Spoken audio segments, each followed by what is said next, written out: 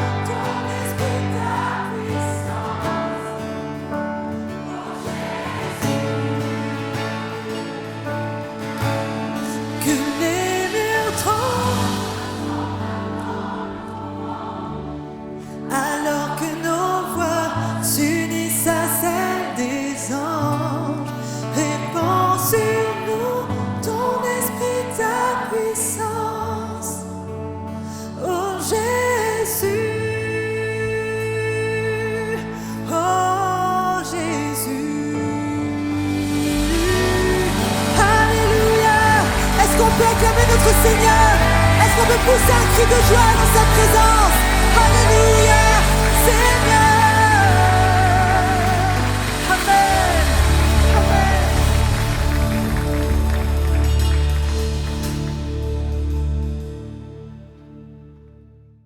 J'ai une culpabilité de couper la louange comme ça. Non mais je regarde, il y a des regards méchants, mais pourquoi ils nous empêchent de dire merci à Jésus? Il n'y a rien de personnel, les amis. Je voudrais juste vous dire que si vous avez envie de louer et d'adorer, le meilleur est devant. On va garder un vrai temps d'adoration, vous inquiétez pas. Là, je voudrais que vous puissiez montrer, puisque vous êtes d'excellents youtubeurs et je salue toutes les personnes qui nous regardent, on va juste partager un des rêves qu'il y a sur nos cœurs depuis longtemps, sur mon cœur, mais beaucoup ici, de créer des formations professionnalisantes pour nos jeunes. Et pour cela, je vais demander à Anne-Sophie de venir me rejoindre. Est-ce qu'on peut dire merci à Anne-Sophie d'être là? Bienvenue Anne-Sophie. Alors je suis très content parce que vous ne connaissez peut-être pas Anne-Sophie. Je vais parler de toi avec ton mari Eliange. Vous avez été responsable avec toute l'équipe de Jean et de Delphine de la jeunesse. Vous êtes partis au Madagascar, vous avez servi Dieu.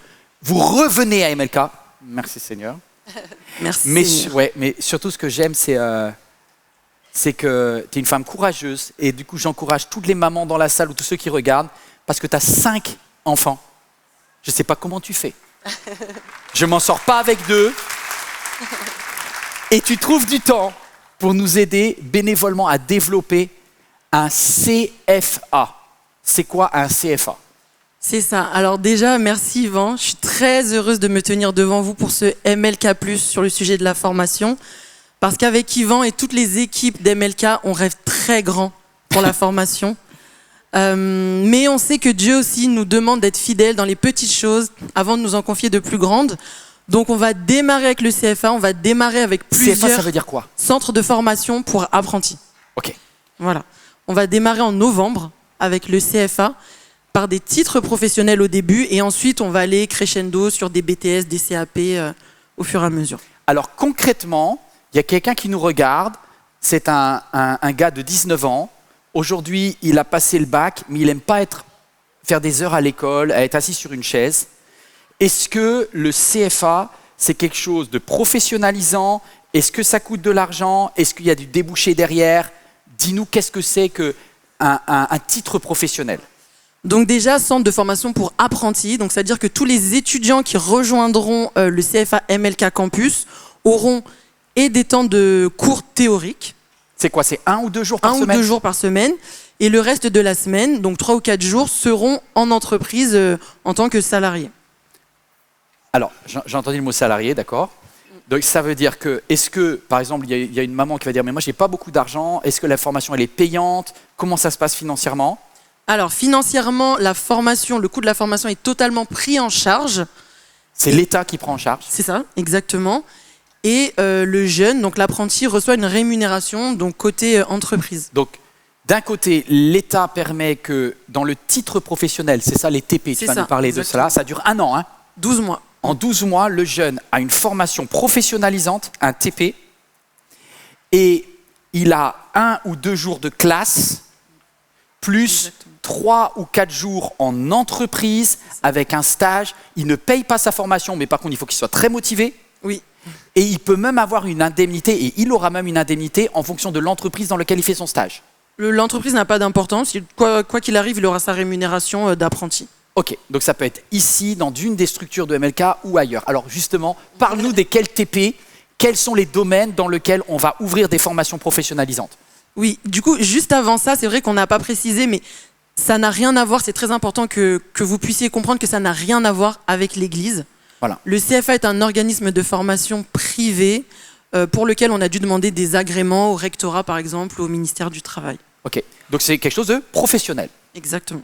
Sauf que c'est organisé par des formateurs ici à MLK qui ont des compétences professionnelles. C'est ça. Alors dis-nous les TP possibles. Oui. Alors du coup, pour novembre, les 2 premiers grands domaines qu'on sera amené à dispenser sont l'audiovisuel.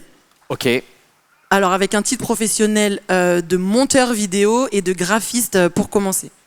Un jeune de 18 ans, il passe le bac, il ne sait pas ce qu'il veut faire, il se dit où est-ce qu'il y a du travail. Si tu deviens monteur vidéo, tu es formé pendant 1 an à comment faire des vidéos impactantes, les couper, la colorimétrie, tout ça, et tu deviens monteur vidéo, c'est utile pour YouTube, Instagram, pour tout, pour l'entreprise. Donc c'est concret, 1 ou 2 jours en classe, 3 jours. 3 jours à monter. Ok. Et ce qui est bien dans les titres professionnels, c'est que c'est vrai que ça s'adresse, comme tu l'as dit, à une cible qui est peut-être pas très... C'est 18-26 ans. 18-26 ans. Donc qui sait qu'elle veut pas faire de longues études, mais néanmoins qui sait qu'elle veut faire des études. Et en fait, les titres professionnels ont des niveaux équivalents. Donc il y a niveau bac plus 2, mais en 1 an. Donc c'est-à-dire que ça n'empêche pas la poursuite d'études si jamais la personne veut ensuite soit passer des concours de la fonction publique aussi, elle peut avec son titre professionnel le faire. Alors, par exemple, on continue sur par exemple, monteur vidéo. C'est-à-dire que la personne, elle a 2 jours de formation et après, elle peut venir à MLK ou dans une autre entreprise pour être monteur de vidéos et c'est formidable. Alors, il n'y a pas que ça. Non, il n'y a pas que l'audiovisuel, la restauration. Alors, non, il y a graphiste aussi. Ah oui, dans l'audiovisuel, graphiste, oui. En deuxième. Graphiste, bon, vous voyez ce que c'est.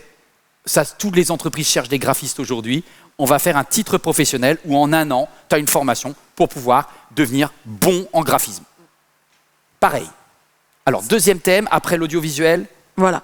Dans la restauration, donc, on a un titre professionnel de commis de cuisine et de chef pâtissier, chef en art culinaire et pâtisserie. Donc là, on est dans Top Chef. Vous avez tous des bases. T'as pas envie de faire des études galères, mais t'aimes la cuisine, t'aimes donner du goût, t'aimes les saveurs. Ça franchement, moi, j'aurais pas fait pasteur, j'aurais fait Dila, je crois. Je t'assure, j'aurais fait la resto, j'aime trop. Donc, si vous avez à cœur ça, vous pouvez faire commis de cuisine ou chef en art culinaire et donc là, pâtisserie. c'est au-dessus. C'est ça. En fait, on propose toujours un titre professionnel de niveau bac et un titre professionnel de niveau bac plus 2 pour que tout le monde puisse... Et là, pour le coup, bonne nouvelle, le stage, il est inclus. Parce que comme il y a MLK Restauration qui recrute, vous avez déjà votre stage qui est trouvé. Donc, si vous êtes des candidats, il faut écrire où ? Alors, il faut écrire à campus@mlkgrandparis.com. Attends, laisse le temps à tout le monde, parce qu'il y en a qui disent là c'est le moment de concret. Donc, ça démarre en novembre. campus@mlkgrandparis.com. C'est pas Église MLK, hein, vous avez compris, c'est MLK Grand Paris, c'est la coopérative qui gère et c'est professionnel avec le rectorat et avec c'est le ministère du Travail. Le ministère du Travail. Très très bien, super. Oh, mais je suis content de ça. Voilà. Qu'est-ce qu'il faut donner comme autre information ? Alors, autre information, parce qu'on a beaucoup parlé des apprentis, mais si jamais l'apprentissage ne vous convient pas, vous pouvez aussi, si vous avez à cœur, envoyer votre CV pour pouvoir former les jeunes. On a besoin de formateurs aussi. Donc, si vous vous reconnaissez dans les domaines qu'on a énoncés, audiovisuel, restauration. Voilà. Et c'est vrai qu'on a oublié de dire que c'était que la première phase. Dans la deuxième phase, on aura aussi d'autres titres professionnels de maintenance bâtiment et des métiers du tertiaire, donc ressources humaines, commerciales, comptabilité. Et voilà. Et si vous vous reconnaissez aussi dans ça, même si c'est dans une deuxième phase, s'il vous plaît, faites-vous remarquer parce qu'on a besoin de vous identifier pour le CFA. L'idée, c'est quoi ? C'est que quand MLK développe des compétences, on essaye de permettre que nos jeunes puissent avoir des formations concrètes et les débouchés qui vont derrière. C'est vrai, mais c'est dans la vision de l'auberge, en fait. Hein. Ça dépasse largement ce qu'est une église. Moi, j'en ai parlé notamment avec mon ami, l'évêque, mon ami, l'imam de Créteil. J'en ai parlé au recteur d'académie. Et ça dépasse la notion de croyance, en fait. C'est faire du bien à la société lorsque nos jeunes ont des jobs de qualité. On croit dans cette formation avec le rectorat. Oui. Et pour tous ceux qui nous regardent aussi, vous n'êtes pas du tout exclus de ce projet parce qu'on aura, pas en novembre, mais un peu plus tard dans l'année, une plateforme en e-learning. Donc, en apprentissage aussi. Donc, si vous souhaitez être formé par le CFA MLK Campus en distanciel, ce sera possible. Et si vous souhaitez aussi former en distanciel, ce sera possible aussi. N'hésitez pas à nous écrire. On termine. S'il y a des profs dans la salle, on aime aussi. Donc, s'il y a des profs qui ont envie de dire, là, moi, ma vie, j'aime le sens de voir des jeunes qui réussissent, c'est 1 ou 2 journées, peut-être par mois, parce qu'il y aura différents profs. Soyez bons, soyez excellents. Vous envoyez également votre CV, si jamais vous avez une des compétences de ce qui a été dit, campus@mlkgrandparis.com. Est-ce qu'on a fait le tour ou pas? On a fait le tour. Est-ce qu'on peut juste prier pour ça? Moi, je rêve que vos enfants réussissent. Je rêve que nos enfants, ils fassent des jobs dans lesquels ils aient du sens. Notre Père, on est juste là pour te dire merci pour la vie que tu nous as donnée. Merci pour nos jeunes également. On veut l'excellence pour eux. À tous ceux qui se sont arrêtés dans leurs études, qui sont bloqués ou qui sont dans une impasse, je voudrais juste déclarer les beaux projets de Dieu pour leur vie. Et on veut s'investir pour les aider dans ce sens. Au nom de Jésus, Amen. Merci beaucoup. Merci Anso. Merci. Waouh. C'est top, hein? I have a dream, disait Martin Luther King. On en a un peu beaucoup, nous. Waouh. Bon. Là, maintenant, le steak arrive. Si vous êtes venus, c'est pas pour un cours de développement personnel. Vous êtes trop vieux pour démarrer une formation professionnelle dans le domaine qu'on vient d'aborder. Toi qui regardes, ce message est pour toi. Ce message est pour toi. Ce message est pour toi. En vieillissant, tu vas découvrir quelque chose. C'est un vieux qui parle. Enfin, un vieux au niveau de MLK. MLK, t'es vieux à partir de 30 ans. Quand t'es célibataire, tu galères. Mais quand t'es marié, tu galères. Tant que tu fais des études et que t'as pas de job, tu galères. Une fois que tu as trouvé le job, tu galères quand même. C'est vrai ou c'est pas vrai? Si tu vis toute ta vie en te disant « bientôt je serai heureux », j'ai vu une psychologue qui disait que l'utopie de croire qu'il y aura un moment de ta vie où les galères disparaîtront est le plus sûr chemin de la dépression. Parce qu'aujourd'hui, tu peux être en manque d'argent et tu galères, mais je vais te dire une chose, le jour où tu auras de l'argent, tu auras d'autres types de problèmes et tu galéreras aussi. J'ai appris, dit l'apôtre, à être heureux dans la situation. Ça veut dire quoi? Ça veut dire quoi? À partir du moment où tu acceptes l'adversité comme faisant partie de ta vie, tu peux commencer à profiter de chaque petit moment de joie. Moïse va me donner une leçon de leadership. Il va vous la donner aussi. Moi, j'ai pris une claque en travaillant sur le livre de Nombres, au chapitre 11, au chapitre 12. Je me suis dit, mais comment c'est possible que Moïse, qui a tout bien fait, il a obéi à Dieu, il y a eu des miracles, il a traversé la mer Rouge, il est en direction vers le bon pays, il a tout bien fait, il a autant de galères. En fait, ce message, il vient parce que j'étais avec maman Joël un mercredi soir, et c'était elle qui a choisi le texte de la lecture, et on lit à voix haute, et au moment où je lis le texte, c'est comme si Dieu était en train de me dire, Yvan, tais-toi, je te fais une masterclass de leadership. Écoute. Et à chaque fois que maman Joël disait quelque chose, je disais, aïe, aïe, aïe. Parce que je me suis dit, waouh, Moïse, c'est le titre d'aujourd'hui, il va t'apprendre comment développer une solidité mentale et spirituelle à toute épreuve. Parce que c'est ça qui fait la différence. Je peux vous dire, ici, il y a des personnes qui masterisent, qui sont extraordinaires dans votre saison. Vous allez avoir une saison de mariage où vous allez faire le malin. Vous allez dire,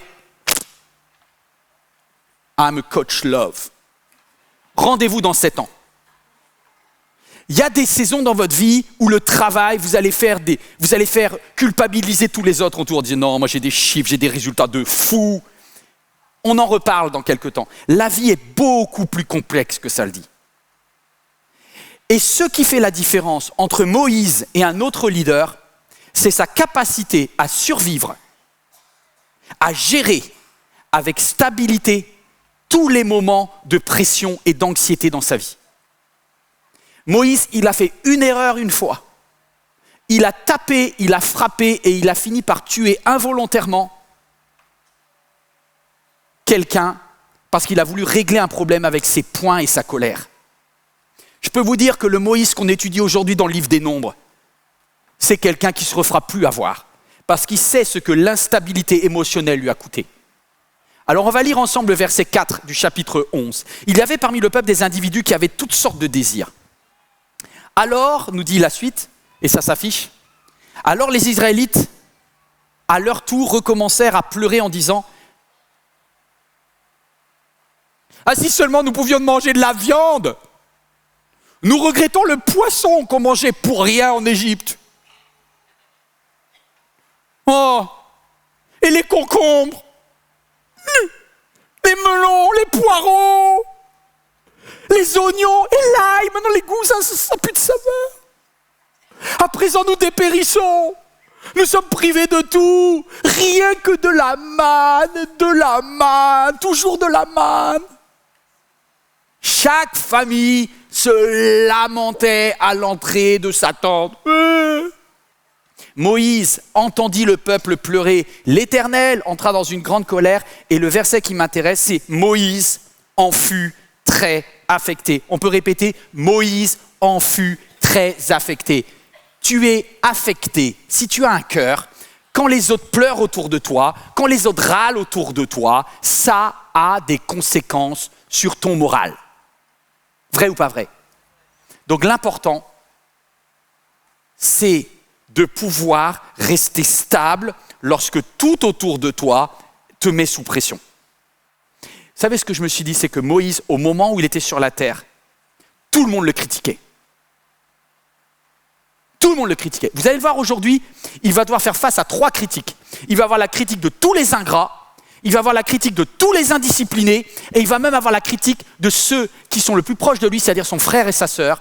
Il s'est fait pourrir par eux. Donc tout le monde, en un chapitre et demi, il se prend dans la figure toutes les critiques du monde. Cet homme qui est aussi impopulaire quand il est sur la terre, a tenu tellement bon, tellement fort, que maintenant tu croises un juif dans un café, une maman juive dans un salon, elle va te dire, si tu lui poses la question, c'est qui le personnage biblique le plus admirable? Elle va dire, c'est Moïse. Le big boss, c'est Moshe. Sauf que quand il était sur la terre, tout le monde le critiquait. Je voudrais dire à une maman qui ne s'en sort pas aujourd'hui, les enfants te prennent la tête, tout le monde te critique. L'avenir te rendra justice si tu ne craques pas. Je voudrais parler à un patron, à un responsable d'une organisation, dans ton entreprise, tu gères des collaborateurs. Aujourd'hui, tout le monde. Un jour, si tu tiens bon, les mêmes qui aujourd'hui te critiquent te diront « Quel leader incroyable !» Bon, tu seras peut-être mort. Mais 3000 ans plus tard, on dira « Waouh, c'était le meilleur leader que l'entreprise ait connu !» Ce n'est pas un professeur qui vous parle, c'est un élève. Lorsque j'ai lu avec maman Joël le texte de Nombre 11 et tout, j'ai dit « Dieu, voici ton stagiaire. J'ai besoin d'apprendre. » 10 commandements, vous avez de quoi noter? Les 10 commandements pour tenir stabilité émotionnelle et spirituelle. 10 commandements. Bon, déjà, tu vas devoir faire face à de l'ingratitude. Et je voudrais te dire que le premier commandement que Moïse m'a glissé dans l'oreille, c'est « Certains de tes proches ne seront jamais contents. » Voilà. Et moi, j'ai envie de lui dire « Mais c'est pas possible d'avoir l'unanimité ?» Et Moïse il dit « Non. J'ai essayé, ça marche pas. » Il y aura dans ton entourage des râleurs qui ne changeront jamais.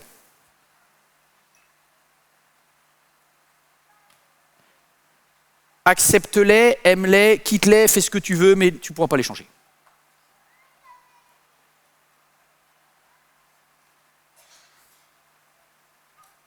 Il leur avait donné de la manne.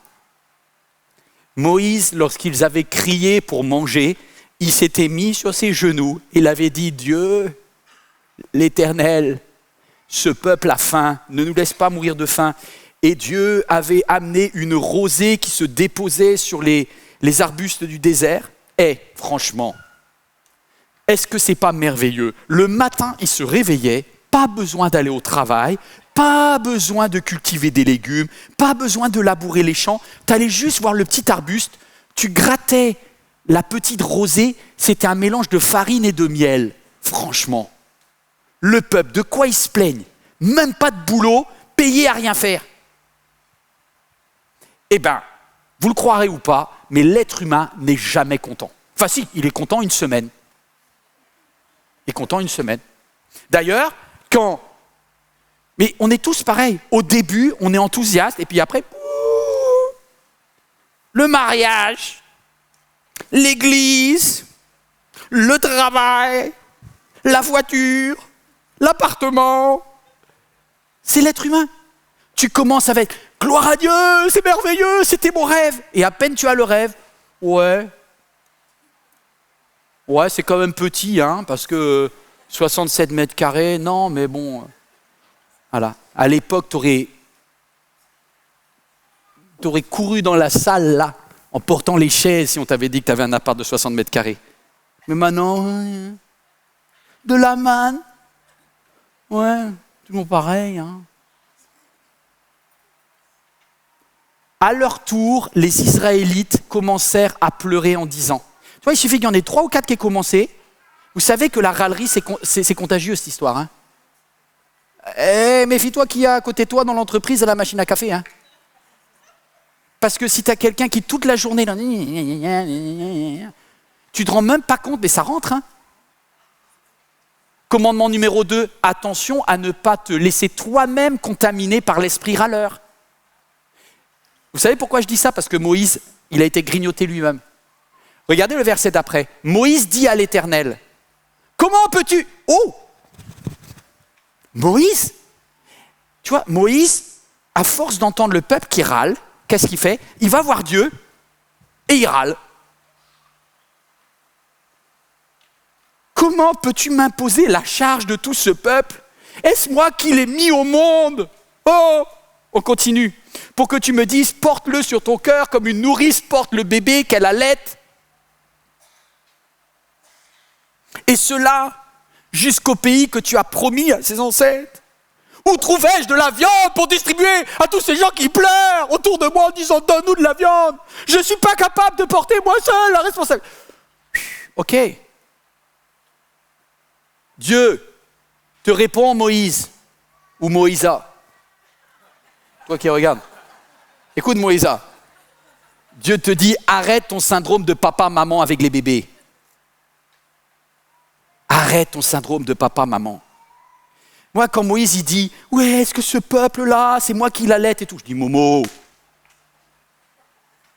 là, tu es en train de porter une charge qui n'est pas à toi. Vous voulez que je vous dise? Arrête de te prendre pour une relation parent-enfant. Ça, c'est comment échouer dans le leadership.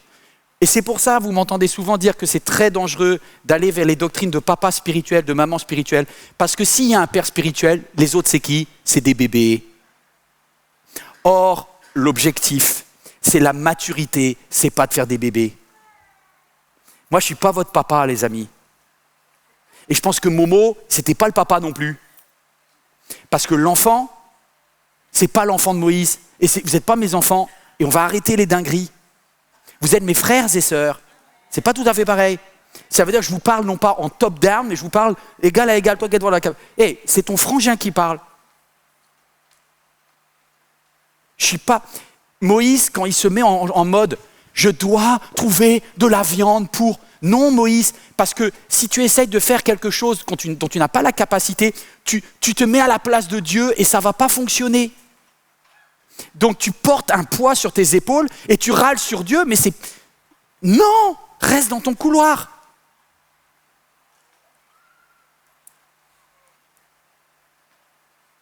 Vous avez vu ce que Moïse va demander à Dieu?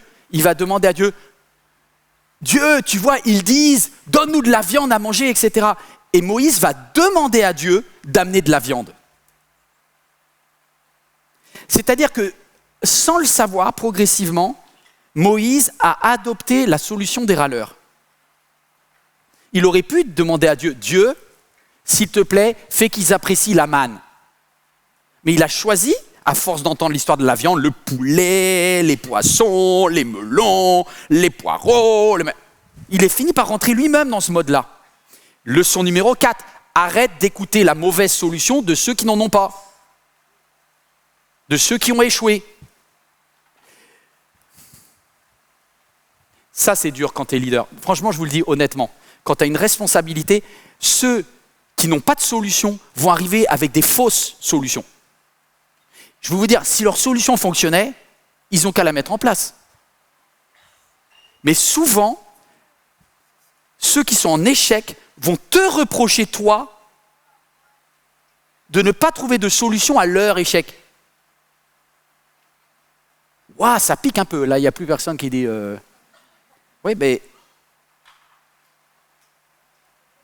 Et l'Éternel répondit à Moïse. Franchement, c'est assez cash. Vous êtes prêts? Parce que moi, j'ai pris des leçons. J'ai dit, waouh, ça faut que je retienne. L'Éternel répondit à Moïse, rassemble-moi 70 hommes choisis par les responsables d'Israël, des hommes que tu sais, des responsables et des chefs du peuple, amène-les devant la tente de la rencontre, qu'ils se tiennent avec toi. Alors je descendrai m'entretenir avec toi. Je prendrai de l'esprit qui est sur toi et je le leur donnerai pour qu'ils portent avec toi la charge de ce peuple, de sorte que tu n'auras plus à la porter seul. Mais j'avais demandé de la viande.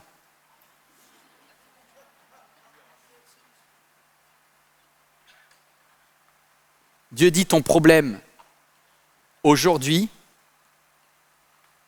est que tu portes trop.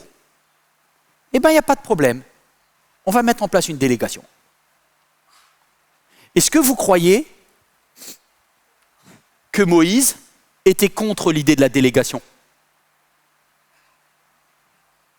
Il était pour. Ben, ce n'est pas une nouvelle idée. Jéthro a la même idée, Dieu a la même idée. Tout le monde fait la même analyse. Alors, dites-moi pourquoi Moïse ne met pas en place la délégation? Ben, c'est comme ma femme. Ma femme, elle a voulu me déléguer le ménage. Elle a dit mercredi, Yvan, le mercredi, c'est toi au ménage. J'ai essayé. Comment vous dire? Mercredi soir, ma femme a regardé le résultat. Et elle a dit...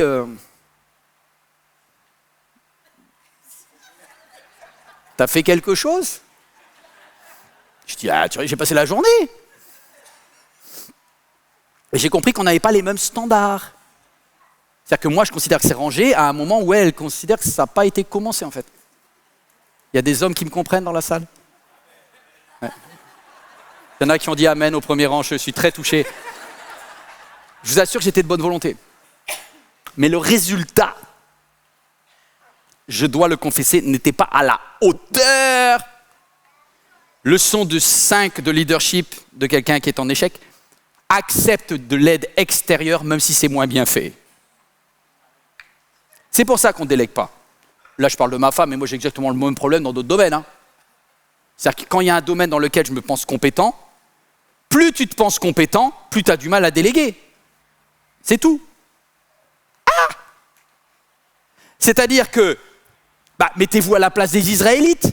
Là, tu as une famille de la tribu de Dan, de la tribu de Manassé, d'Éphraïm, etc. Ok. Il y a une embrouille. Des embrouilles, il y en a tout le temps dans un peuple. Ils sont combien là? Il y a plusieurs centaines de milliers dans le désert. Des embrouilles, il y en a tous les jours. Quand il y a une embrouille, on va voir qui? Moïse. Et là, Dieu dit à Moïse, finalement, c'est plus toi. Tu vas prendre l'onction qui est sur toi, on va la diviser par 70 et on va la donner à plein de monde. Donc ce jour-là, tu as la famille qui arrive, on dit ouais, on veut voir Momo. Pas disponible. Aujourd'hui, c'est Roger qui traite les problèmes. Tu dis Roger, oh, je connais pas Roger. Ouais, mais en fait, Moïse, il n'est pas disponible, c'est Roger. Non, mais là, il s'agit de la survie de notre tribu. Roger n'est pas qualifié. Ça vous est déjà arrivé, ça? Sauf que, ils ont raison. Les 70 hommes qui vont être choisis au départ n'ont pas l'expérience de Moïse, n'ont pas le même niveau peut-être de compétence et d'onction que Moïse. Donc au début, à court terme, pour le peuple, c'est un recul, c'est pas une amélioration. Vous me suivez ou pas? Pour ma femme, le niveau de ménage a baissé jusqu'à ce qu'elle transforme le tocard que je suis en élève moyen du rangement, 12 ans, 10 ans de plus pour un élève moyen plus, et à la fin, je finirai presque comme correct. Mais je ne serai jamais à son niveau. Et c'est tout ça le problème de la délégation, c'est que quand tu délègues, tu dois accepter l'idée que l'autre va mettre plus de temps ou va avoir des moins bons résultats à court terme. Mais que c'est un choix, il vaut mieux réussir ensemble que de masteriser tout seul. Toujours là? Et je pense que Moïse, quand il a entendu ça, il a dit « Bon, Dieu, si c'est ton idée, on y va. Accepte l'aide extérieure. » Et Dieu dit « Attends. J'ai entendu quand même l'histoire de la viande, là. » Et Moïse, il revient en disant « Mais Dieu, c'est pas ça le problème. » Il a dit « Ils veulent du poisson. Ils veulent des légumes. Ils veulent des choses qui ont du goût. Ils veulent plus le truc huileux. » Je peux faire une mauvaise blague, mais après, je vais avoir des emails encore. Mais c'est une blague d'un pasteur congolais, d'accord?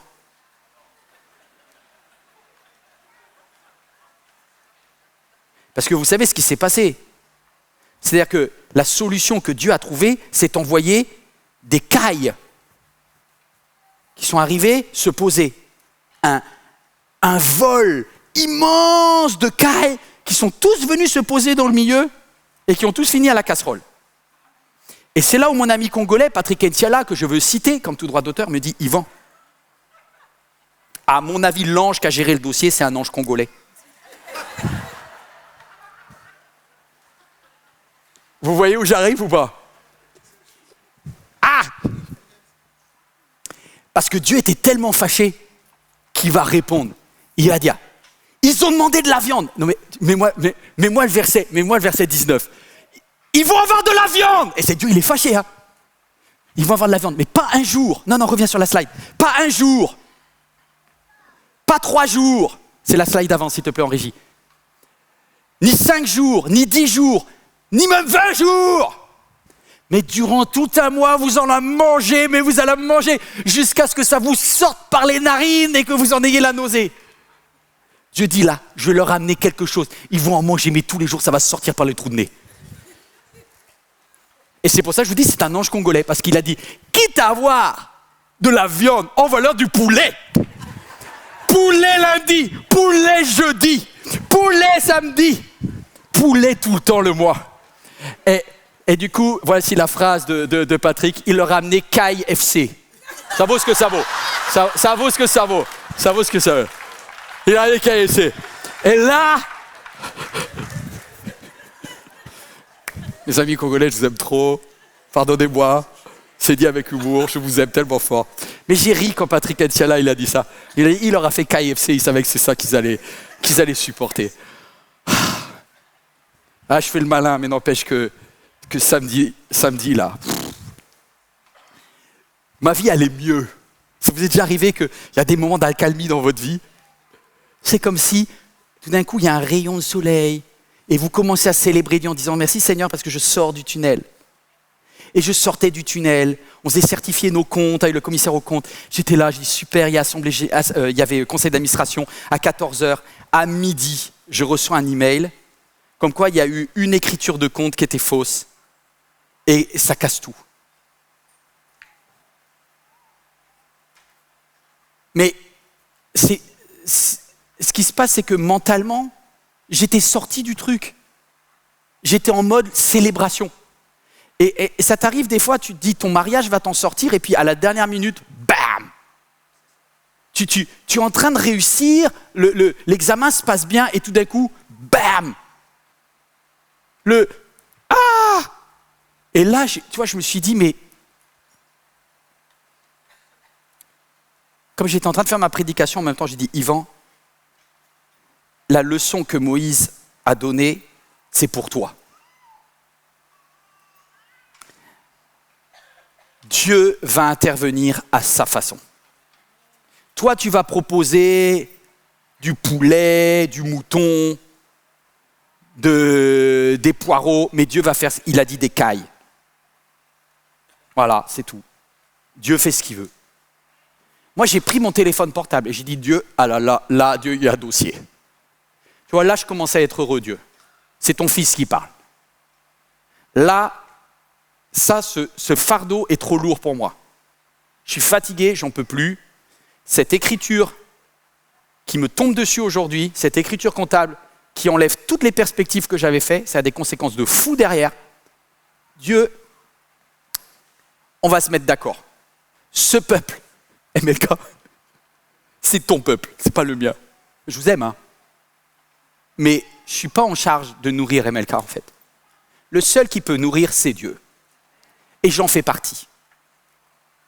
Et je dis, Dieu, c'est pas moi le père de l'église MLK. Moi, je suis le frère, pas le père. Le père, c'est celui qui a la capacité d'ouvrir le ciel. Le frère, lui, il se met sur ses genoux avec les autres et il prie. Donc je te présente mon téléphone portable. Et je te présente le mail. Dieu, j'ai le regret de t'annoncer que tu as un problème. Et que puisque tu as un problème, je suis prêt à coopérer avec la solution que tu vas trouver à ton problème. C'est ça qui te fait que tu survis. Parce que si tu te dis, aïe, aïe, aïe, aïe, aïe, aïe, comment je vais faire pour que l'enfant reprenne ses études? Cet enfant, avant d'être ton enfant, c'est l'enfant de Dieu. C'est-à-dire que Dieu connaît le dossier scolaire de l'enfant. Et tu présentes le dossier à Dieu en disant, Père Céleste, ton fils a un sujet. Et pas mon fils a un sujet. Quelqu'un entend ce que Dieu voulait te dire. Et ça, tout d'un coup,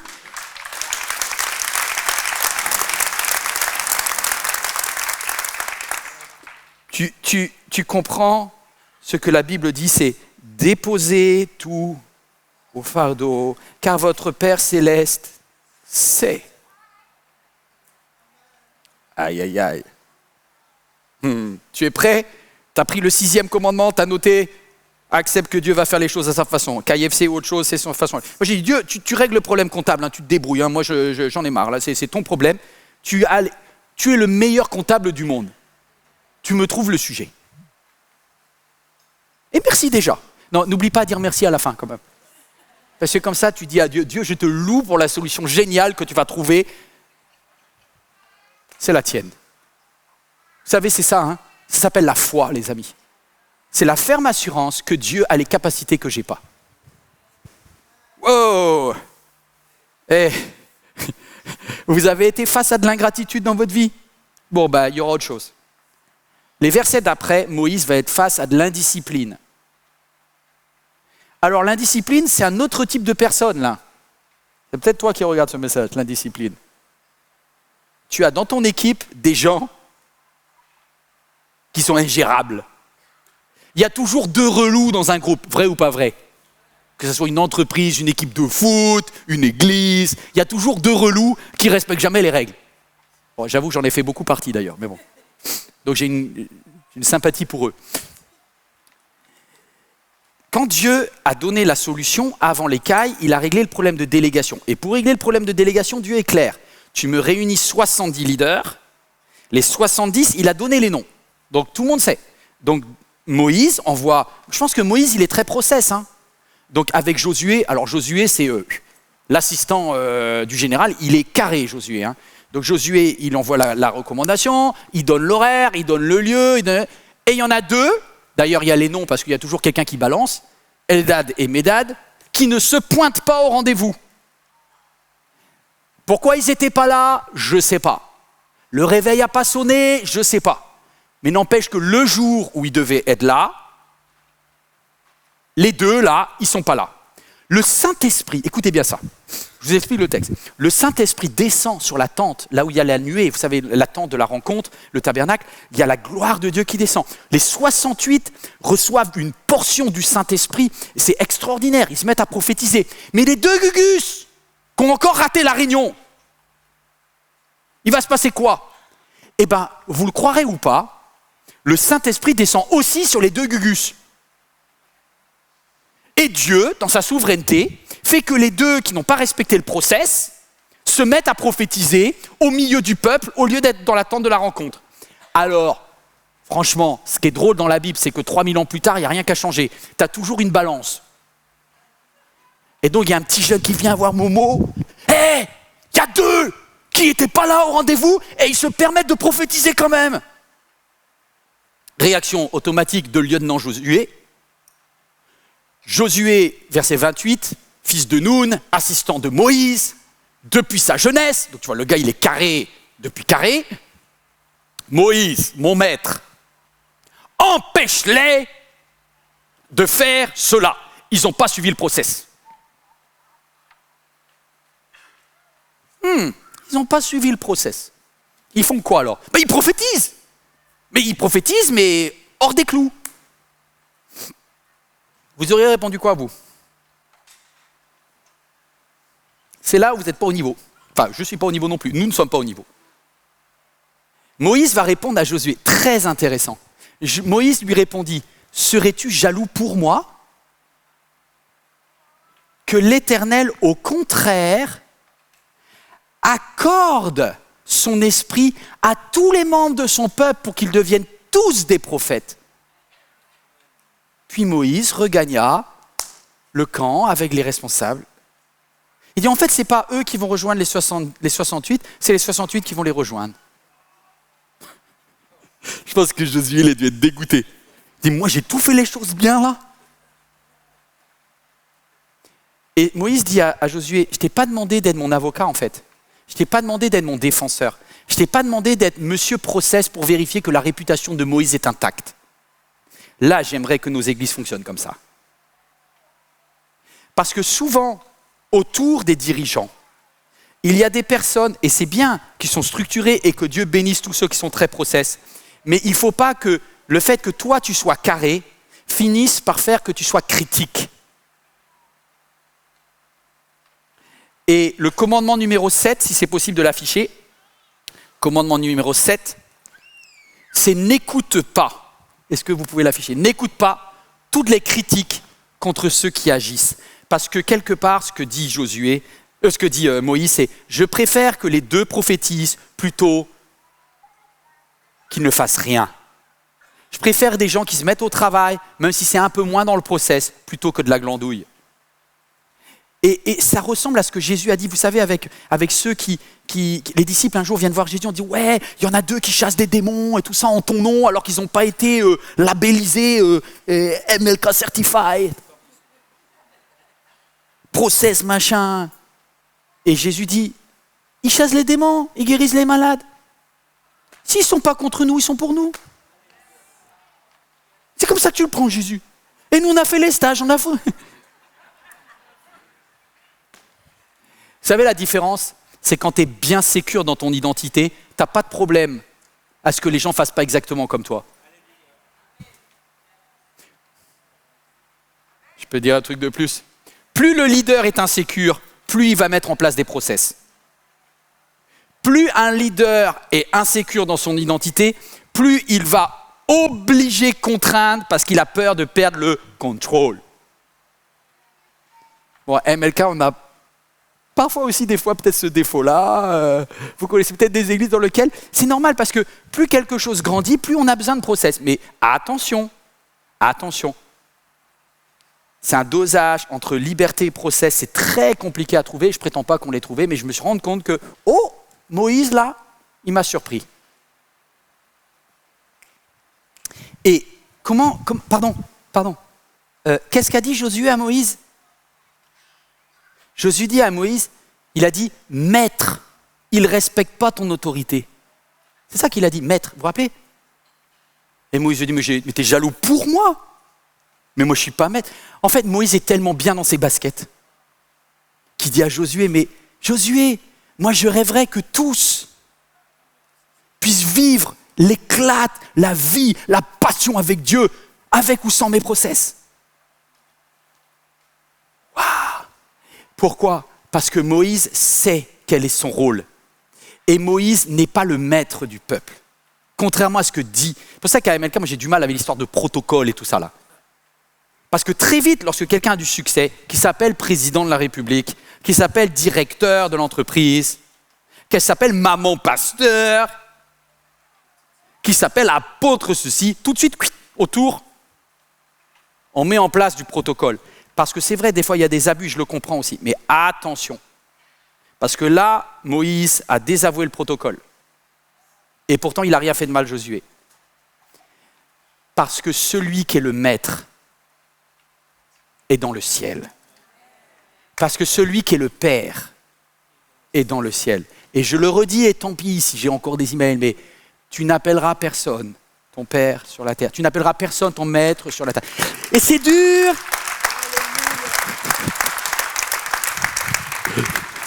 Petite anecdote privée, mais tellement réelle. Un jour, j'arrive dans une émission. Je l'ai vu qu'une seule fois, cette personne-là. Je ne l'ai pas rencontré après. C'était un pasteur qui avait une autre façon de voir l'Église et que je respecte parce qu'il avait d'excellents résultats. Il voulait m'honorer et il me présente à son émission, le pasteur. Et il présente Yvan Carluère, c'est à l'intro, hein. Yvan Carluère, apôtre de la francophonie. J'ai explosé de rire. J'étais déjà francophonie carrément. Wow! Déjà apôtre, j'étais voilà, francophonie. Hein. Mais il était gentil, en fait, il voulait m'honorer. Et il y avait, enfin, je ne méprise pas du tout parce que c'était une façon d'être hyper révérencieux, tout ça. Mais il n'y a pas besoin de tout ça, quoi. Je dis, non, moi c'est Yvan. Moi je me connais. Je connais mes défauts, demande à ma femme si tu veux aussi. Voilà, on va rester... Il me dit, mais c'est pas toi le père de l'église MLK? Je dis, oh là, oh non, oh non, oh non, oh non, oh non, c'est les frangins, hein. Ah non, non. Il me dit, mais t'es qui alors? Je suis l'intendant. Le père de l'église MLK, c'est Dieu. Moi, je suis quoi? Le responsable, l'intendant. S'il y a une parabole, je suis jamais le maître. Je suis celui qui a provisoirement une délégation d'autorité, ce qui est très important, de la part du maître. Vous voyez la différence? Un jour, j'ai un ami, et je le remercie. C'était Jonathan. Il m'a dit, Yvan, les pasteurs ont un gros défaut. Je dis, ah. Il me dit, quand il démarre une église, c'est l'église de Dieu. D'accord, hein? On va implanter une église de Dieu. Et au bout de quelques temps, c'est leur église. C'est vrai ou pas? Et il me dit, tu sais ce qui se passe? C'est que l'église, la Bible dit, c'est la fiancée de Jésus. Mais à force de fréquenter la fiancée, le pasteur, il s'attache. Et au moment de la rendre à Jésus, il dit, je la garde. Et donc Jonathan m'a dit, Yvan, tu sais, le plus dangereux des adultères, c'est pas forcément celui, que Dieu nous préserve de tromper ma femme un jour. Mais il me dit, mais attention, il y a un autre adultère, mais c'est spirituel. C'est de tomber amoureux de la fiancée de Jésus. Parce que ça, c'est pas à toi. Hein. Je lui ai dit, ouf, bien noté. Voilà pourquoi Moïse n'est pas tombé. Parce qu'à ce moment-là, il a repositionné les choses. Leçon du commandement numéro 8, n'oublie pas qui est le vrai boss. Le vrai boss, c'est Dieu, c'est pas toi. C'est pas toi.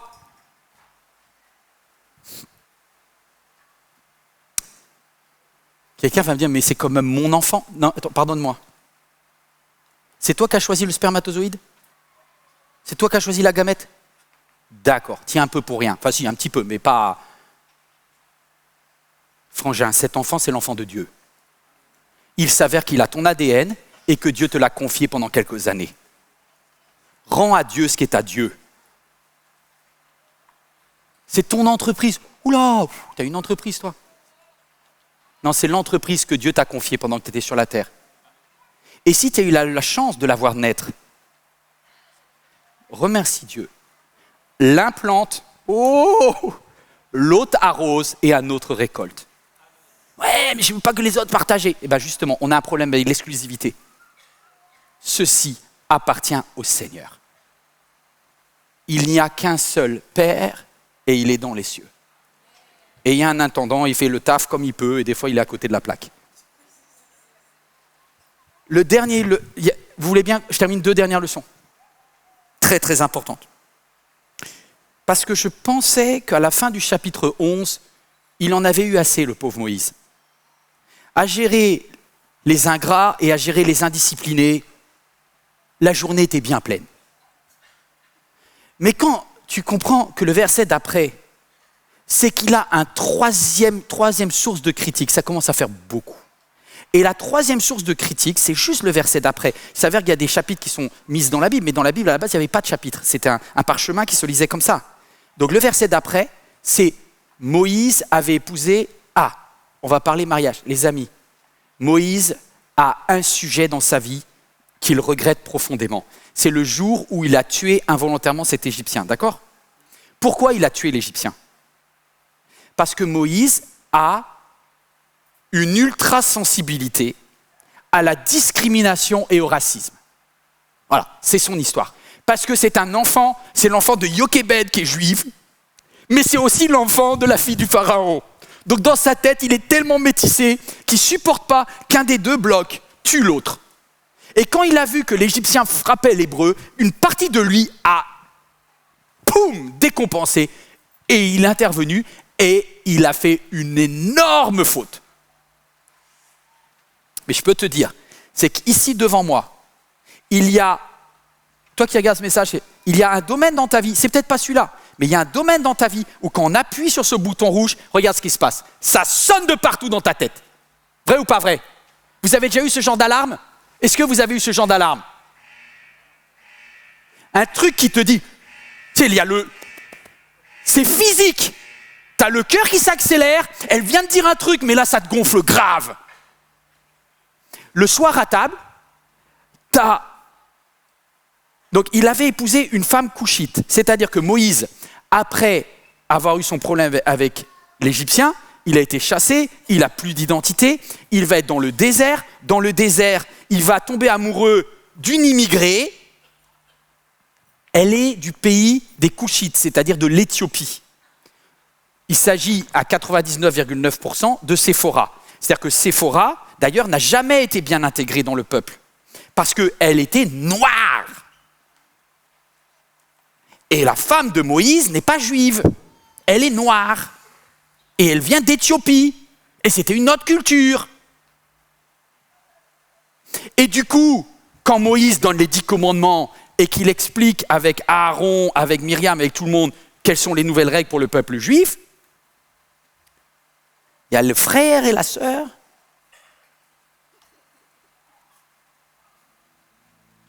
Moïse, ta femme, elle est noire. C'est pas une cachère. Elle est pas... Non. Et t'es leader, mais... Myriam et Aaron se mirent à le critiquer à cause de cela. Excuse-moi, je voudrais te dire quelque chose. Un jour viendra où ceux sur qui tu t'appuies le plus vont appuyer sur ton bouton rouge.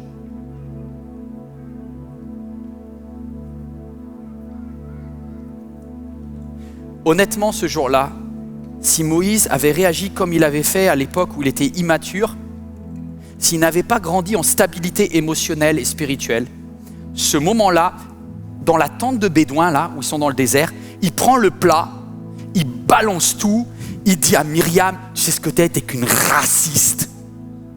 Il voit Aaron, il dit franchement, tu t'es foiré sur le veau d'or et tu me fais la leçon là, mais dehors, je vous dégage, vous n'êtes plus dans le leadership. Du coup, Aaron et Myriam, ils seraient sortis en disant « Ouais, Moïse, c'est un dictateur maintenant, il fait ceci, cela. » Et il aurait raison quelque part. Et il aurait dit « Ouais, Moïse, depuis quand tu t'autorises ceci, cela? En plus, il nous donne les commandements, lui-même ne les respecte pas. » Qu'est-ce qui serait passé? Ah bah, il y aurait eu des embrouilles de fous. Hein. Il y aurait eu les sympathisants du parti de Moïse, les sympathisants du parti de Myriam, et tout le monde serait mort dans le désert. Voilà pourquoi les couples chrétiens explosent. Voilà pourquoi les ministères chrétiens explosent. Voilà pourquoi des entreprises explosent. Parce qu'on veut tous avoir raison. Je vais te dire une chose. Si Moïse avait retourné la table et avait dit bande de racistes, sur le fond, il avait raison. Mais est-ce que ton but, c'est d'avoir raison ou est-ce que le but, c'est d'amener le peuple jusqu'au bout et que tu accomplisses ta mission? Des fois, tu vas choisir entre ta raison, le fait d'avoir raison, ou ta mission. Et ça, j'aurais voulu l'apprendre avant. Parce que Moïse va avoir la meilleure réaction du monde. Qu'est-ce qu'il va dire? Rien du tout. Moïse est là, il se prend ce scud dans la tête. Ta femme, elle est noire, c'est pas une vraie juive. Nous aussi, on peut entendre l'Éternel, t'es pas le seul. Et... Ouh. Seigneur, ce n'est pas mon combat. Seigneur, tu es ma justice. Il dit rien, il dit rien.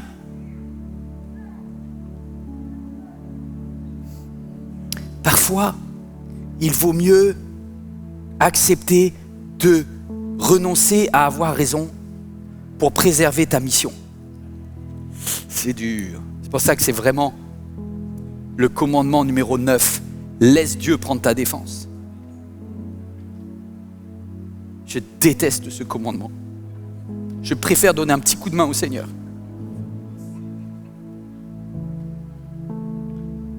Dieu, mais tu vois que j'ai raison. Et Dieu dit, c'est pas ça le sujet. Le sujet, c'est la mission, pas la raison. Tu veux que ton mariage aille jusqu'au bout ou tu veux juste avoir raison? Tu veux que ton entreprise fasse faillite? Non, c'est juste. Non, c'est pas juste.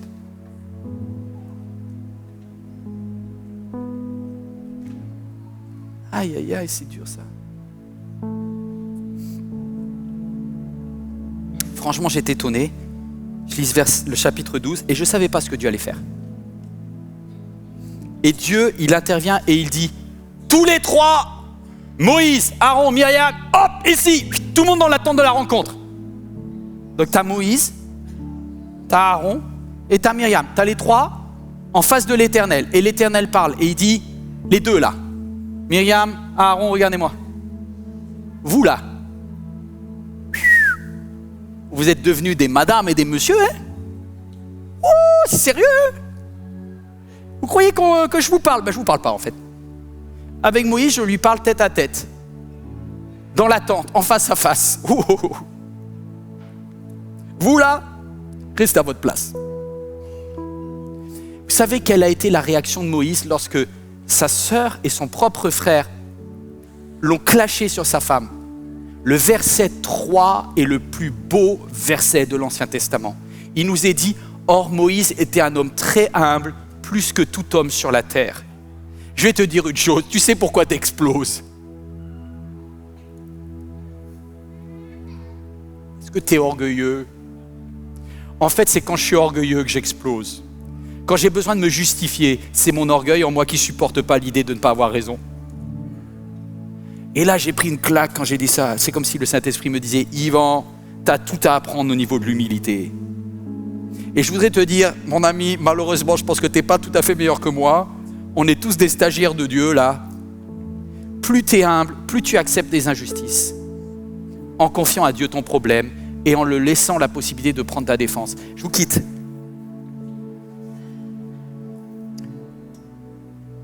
Dieu a remis Aaron en place.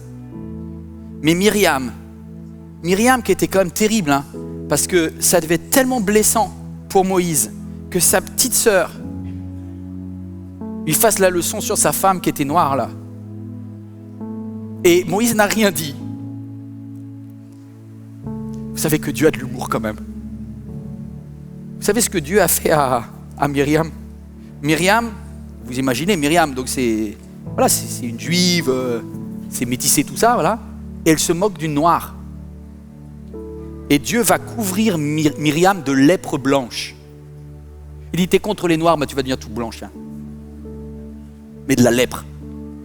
Là, je pense que Myriam, elle a eu la trouille de sa vie. Quelle leçon! Mais quelle leçon! Mais la Bible, c'est du caviar, c'est extraordinaire. Et quand Moïse voit sa sœur qui devient toute blanche, à côté de sa femme qui est toute noire, il dit, Dieu, guéris ma sister. Parce que mon but, c'est qu'on réussisse ensemble le voyage.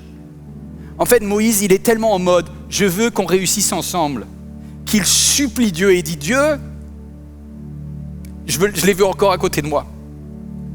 Je les veux. Tu sais, il y a des moments où c'est plus facile de dire à quelqu'un qui t'a blessé, allez, poursuis ta route là. Chacun sa route, chacun son chemin. Hop. Mais Moïse intercède et dit, non Dieu, je veux ma sœur avec moi et je veux qu'elle aille dans le pays promis.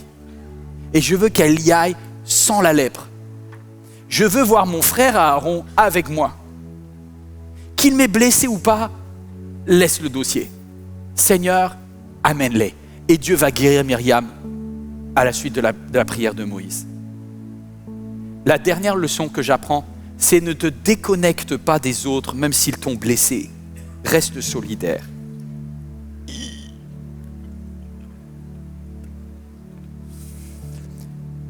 Quand tu es blessé par quelqu'un, tu as été victime de racisme, ton réflexe naturel, c'est de dire « Wow, j'ai tellement peur que tu me blesses encore, je mets de la distance entre toi et moi. » Et la Bible dit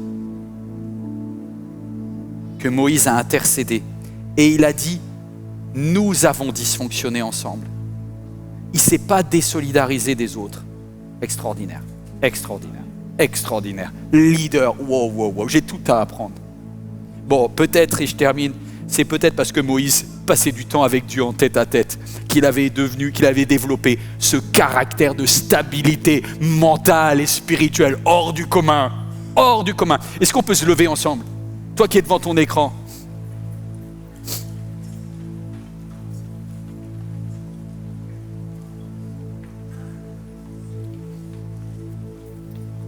Dieu t'a confié tes responsabilités. On a vu 10 commandements. Parce que la mission que Dieu a sur ta vie, l'objectif c'est de la mener jusqu'au bout. Pour certains, vous avez des missions qui se sont arrêtées trop tôt. Seigneur, donne-moi le courage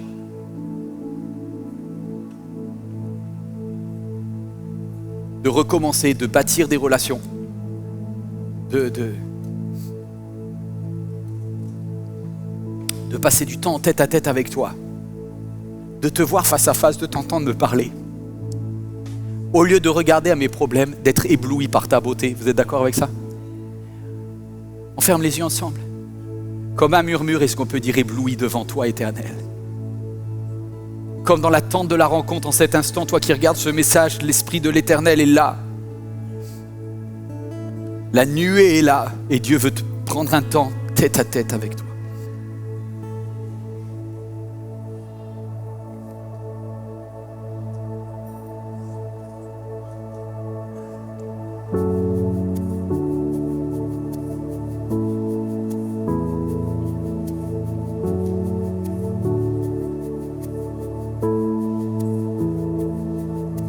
Je viens vers toi dans le secret, en ta présence, je veux rester.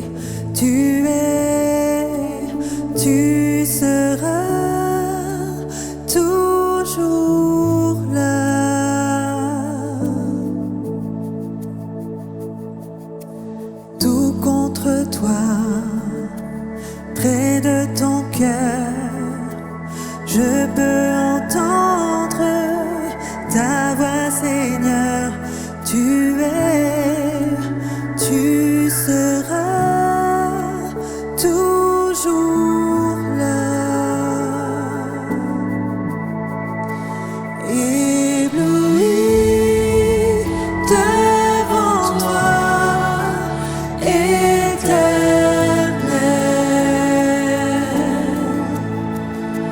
ébahi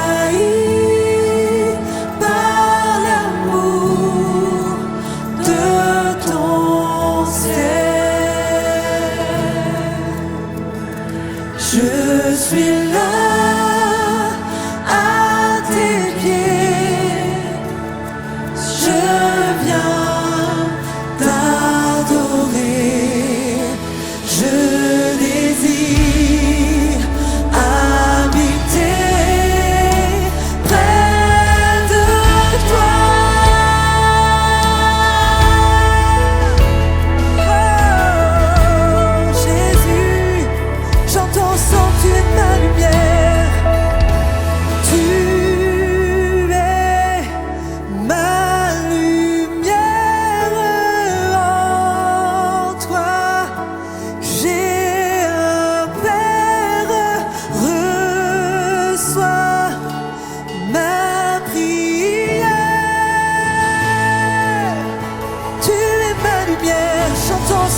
d'une même voix.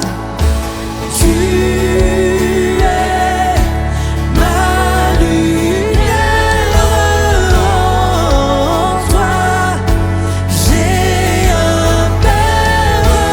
Reçois ma prière. Amen. Ébloui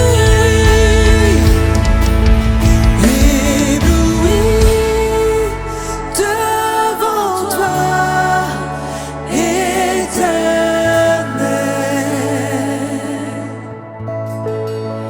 ébahi par l'amour de ton ciel. Je suis là à tes pieds, je viens t'adorer, je désire habiter près de lui, devant toi, éternel, ébahi par ton amour, ébahi par l'amour de ton ciel. Je suis là à tes pieds, je viens t'adorer, je désire habiter près de toi. Alléluia Seigneur, acclamons notre Seigneur ensemble. Alléluia, alléluia, notre Dieu est digne de notre reconnaissance, de notre louange. Amen. Que ton nom soit béni Seigneur. Ton nom est digne de louange. Ton nom est au-dessus de tout. Ton nom Jésus. Amen. Louange à toi Seigneur. Toutes les générations devant lui prosternées entonnent ensemble un cantique à l'agneau. Tous ceux qui nous ont précédés et ceux qui nous suivront entonneront ce cantique à l'agneau. Ton nom est le plus grand, ton nom est tout puissant, ton nom est au-dessus de tout.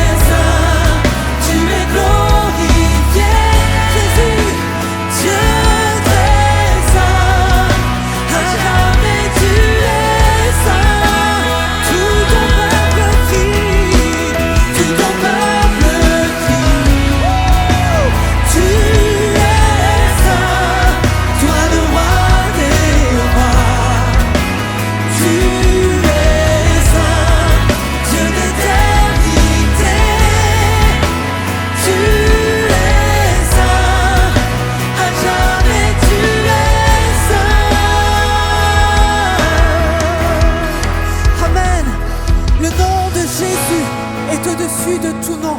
Le nom de Jésus est tout puissant. Aucun autre nom n'est comme le nom de notre Sauveur. Amen. Le nom de Jésus. Le nom de Jésus. Amen. C'est lui qui a été à la croix. C'est lui qui a livré en spectacle toutes les autorités. C'est lui qui les a dépouillées. Amen. Parce qu'il a vaincu toutes choses. Il a vaincu la mort afin que nous ayons la vie. Dans la Bible, il y a l'histoire d'une femme malade qui un matin s'est levée. Et le jour où elle s'est levée, elle ne savait pas que le soir, au moment où elle allait se coucher, sa vie ne serait pas la même. Et je crois profondément dans mon cœur, parce que c'est ce que j'ai dans mon cœur, qu'il y a une personne qui est ici, qui est venue ce matin et qui ne savait pas que ce soir, ou tout à l'heure même en partant, les choses ne seraient plus pareilles. Pourquoi ? Parce que nous louons un Dieu qui est vivant. Nous louons un Dieu qui est réel, qui est puissant. Il n'est pas homme pour mentir, et il est bien ici. Et la puissance de Dieu est toujours d'actualité aujourd'hui. Amen. Amen. Et je le crois, ta vie ne sera plus la même, parce que Dieu veut te guérir, que ce soit une guérison intérieure, que ce soit ton corps, que ce soit ta famille, que ce soit ta situation. Dieu veut agir. Amen. Amen. Et j'aimerais alors que nous allons ensemble partager ici, que ce soit chez toi, si tu es chez toi, va chercher des éléments, un jus de raisin, du pain, ce que tu as, prends, prépare. Et ici dans ce lieu, il y a devant, sur les côtés, vous pouvez vous avancer, déjà y aller et prendre ensemble la Sainte Seine. On va partager ce temps ensemble, parce que ce n'est pas une habitude. Nous voulons, en prenant ces éléments, déclarer encore avec foi: Jésus, tu es mon sauveur. Jésus, tu es mon libérateur. Ta vie dans ma vie, c'est ce que je désire, Seigneur. Et on va pouvoir chanter ensemble. Ton nom est le plus grand. Chantons ensemble. Ton nom est le plus grand. Ton nom, déclarons-le. Ton nom est au-dessus de tout, au-dessus de ta maladie, de ta situation. Amen. Royaume et dignité, ton nom, Jésus, est au-dessus de tout. Ton nom est le plus grand. Hey. Et le plus grand. Ton nom, Jésus, est le puissant. Ton nom est au-dessus de tout. Puissance, autorité, royaume. Ton nom est au-dessus de tout. Et les anges acclament. Tu es saint, l'univers proclame. Tu es saint, tu es glorifié. Dieu, tu es saint, à jamais tu es saint, à jamais tu es saint, Seigneur. Tu es saint, toi le roi des rois. Tu es saint, Dieu d'éternité. Tu es saint, à jamais tu es saint. Est-ce que vous voulez bien prier avec moi? Seigneur Jésus, nous déclarons et nous proclamons encore maintenant que tu es saint, que c'est toi qui es puissant. Nous voulons, Seigneur, nous attendre à toi. Nous voulons croire qu'encore aujourd'hui, tu es celui qui vit, tu es celui qui règne en toute puissance et en majesté. Et tu es présent dans ce lieu, je le crois, ici dans ce lieu et dans chaque maison de ceux qui nous regardent, ceux qui sont avec nous, Seigneur.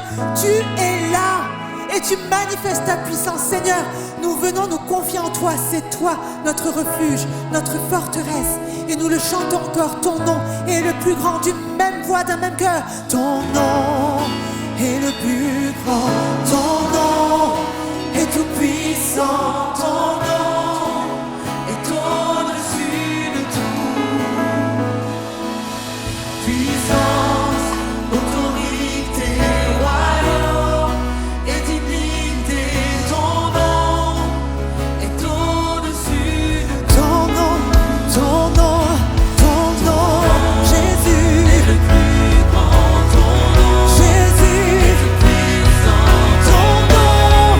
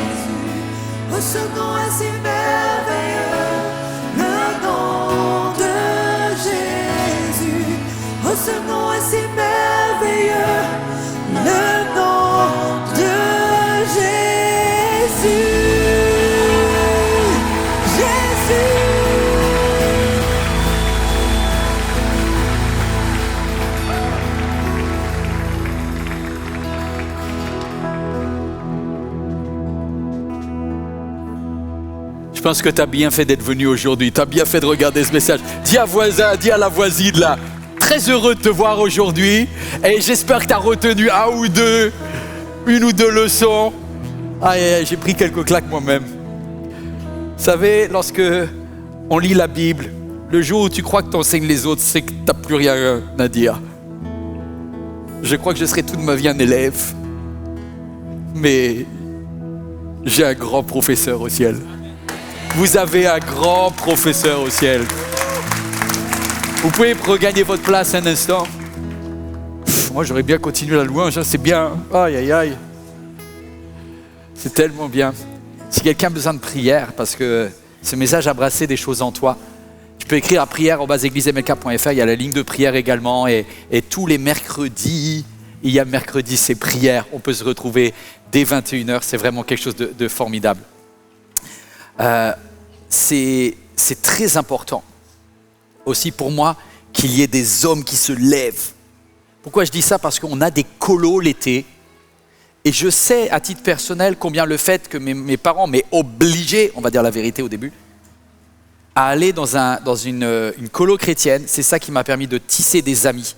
Le danger dans une grande église, où toi qui regardes ce message, peut-être tes enfants sont un peu isolés, ils ont besoin de rencontrer des jeunes avec qui ils vont bâtir des amitiés pour le long terme. Et ça demande un investissement au début de temps. Or, un gars, à 15 ans, il reste dans sa bulle en fait, surtout avec les téléphones portables. Donc, il faut que nos jeunes ils puissent se réunir, se rencontrer, c'est très important. Mais j'ai besoin aussi d'animateurs gars, parce que je trouve que les jeunes femmes se lèvent plus facilement. Et je lance un défi à un homme ici qui dit « Moi, je veux donner 1 semaine ou 2 semaines d'été en colo pour être animateur. » On recrute en bas. Il y a un stand. N'hésite pas à te proposer si tu as à cœur. Et même pas 2. Il y a 4. Ça, c'est pour le coup 4 offres d'emploi à MLK, dans le groupe MLK. C'est quelque chose de très important. On recherche 4 postes. Le premier qui s'affiche, c'est 1 ou 2 personnes qui voudraient bien être manutentionnaires logisticiens. C'est-à-dire qu'aujourd'hui, on organise tellement de choses. Il y a le samedi, le dimanche, mais en semaine, on a des entreprises qui viennent louer ce lieu, etc. Et si tu as envie de servir ici, tu peux envoyer ton CV et puis ta lettre de motivation à recrutement@MLK Grand Paris. Je cherche, et ça c'est très bientôt, c'est dès le mois prochain, si tu as à cœur.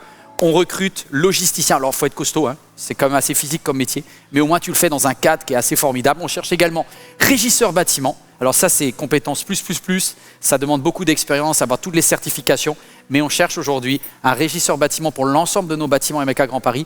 On cherche également un directeur d'établissement de restauration qui sera aussi capable de lier avec le CFA, parce que tout le rooftop, là, on est en train également de chercher un directeur d'établissement. Ça, c'est important. Ça, c'est pour le mois de septembre. Et je crois que j'ai presque fini. Si, pour ceux qui veulent du job d'été, et là, il y en a qui ont besoin, des étudiants qui ont besoin un peu des jobs d'été, on cherche des jobs d'été au rooftop pour des serveurs, des runners, barman, chef de rang. N'hésitez pas à vous proposer. Voilà. C'est des contrats courts, mais ça peut être bien pour l'été.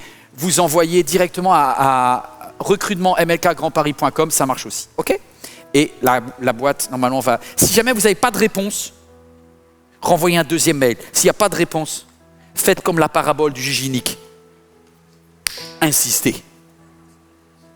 Et râlez, et vous avez le droit, parce qu'on est en France ici. Oh, je vous aime trop. Je suis trop fier de cette église. Franchement, cette diversité, c'est vraiment une église bizarre. Mais c'est tellement beau, les églises bizarres. C'est tellement beau. Si Dieu n'aimait pas la diversité, il n'aurait pas créé tout ce qu'il y a sur la terre. Waouh. Dis à ton voisin, ta voisine, je sais que vous n'aimez pas ça, vous êtes timide et tout, mais normalement, après avoir dit merci à Dieu, vous êtes capable. Saluez quelqu'un que vous ne connaissez pas à côté de vous avant de partir. On va se lever. Je vais vous donner une dernière occasion d'adorer Dieu. La Bible dit, tu ne peux pas aimer Dieu si tu n'aimes pas le voisin, la voisine qui est à côté de toi, parce que c'est trop facile d'aimer un Dieu lointain quand tu ne peux pas aimer un voisin proche. Mais une fois que vous avez été sérieusement gentil avec votre voisine ou votre voisin, toi qui es en ligne, que Dieu te bénisse. Je voudrais vous donner la possibilité d'apporter un cadeau au Seigneur. Et je crois que quand on apporte nos dîmes et nos offrandes, c'est une façon de dire à Dieu, Dieu, tu m'as beaucoup donné, mais il y a plus de joie aussi à donner qu'à recevoir. Choisis de donner. Voici ce que j'ai mis à part. Et ce n'est pas un impôt, les amis. Parce que les impôts, j'aime pas les payer. Mais lorsque il y a quelqu'un qui m'a béni, quelqu'un qui compte pour ma vie, c'est ma joie de dire, voici la part que j'ai mise de côté. Parce que donner, c'est l'adorer. Quelqu'un m'a dit, ouais, mais est-ce que ça va casser la louange? Je lui dis vraiment, je parle à tous les leaders de louange de France et d'ailleurs. Le jour où le fait d'apporter à Dieu nos dîmes et nos offrandes, c'est quelque chose qui casse l'adoration, c'est que vous n'avez pas compris ce qu'est l'adoration. Moi, quand je fais un cadeau à ma femme, je kiffe le moment. Et il y a de la joie à donner. Alors on va apporter, vous qui êtes en ligne, jeveusdonner.fr, on va juste dire à Dieu, Dieu, voici nos cadeaux. Merci Seigneur pour tous les cadeaux qui viennent vers toi, pour tous les dons, les dîmes et les offrandes qui aujourd'hui viennent de ce lieu. Reçois-les comme un doux parfum, nous dit la Bible, qui te fasse plaisir parce que tu es le roi de gloire et on veut juste te bénir et t'honorer. Vous êtes d'accord? On termine avec roi de gloire. Allez, on va louer Dieu.